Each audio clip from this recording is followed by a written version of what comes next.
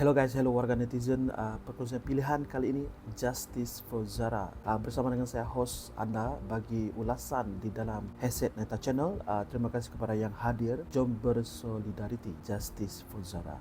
Okey guys, perjuangan dan semangat bersama 34 juta rakyat di negara ini keseluruhannya akan diteruskan. Sebagaimana pentingnya kita bersatu dan bersuara demi keadilan, bukan sahaja untuk Zara, tetapi anak-anak kita pada masa yang akan datang.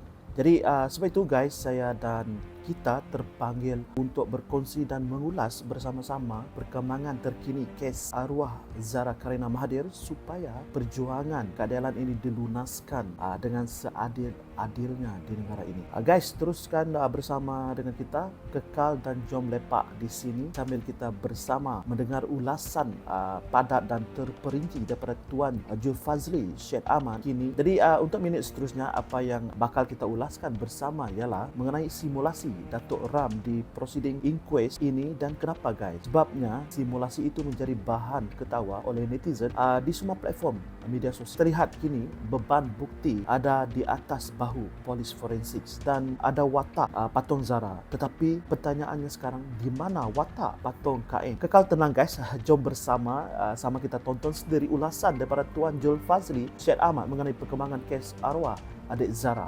So, beban bukti di atas bahu polis forensik dan Datuk Ram yang membuat dua simulasi ini. Simulasi ini menjadi bahan ketawa netizen-netizen di semua platform media sosial untuk makluman PDRM dan Datuk Ram. Walaupun kita polis, walaupun kita peguam, kita tidak boleh membuat andaian sendiri tanpa ada bukti. Kita menggunakan jawatan dan pangkat kita di dalam mahkamah untuk membuat andaian tanpa ada bukti depan hakim. Simulasi ini yang tidak ada justifikasi evidence dari segi DNA darah atau CCTV atau saksi empat mata. Ini adalah bercanggah dengan SOP dan prosedur di dalam mahkamah. Jadi sepatutnya simulasi ini perlu ada lagi satu patung, iaitu patung KM turun daripada tangga untuk pergi bilik Dobby.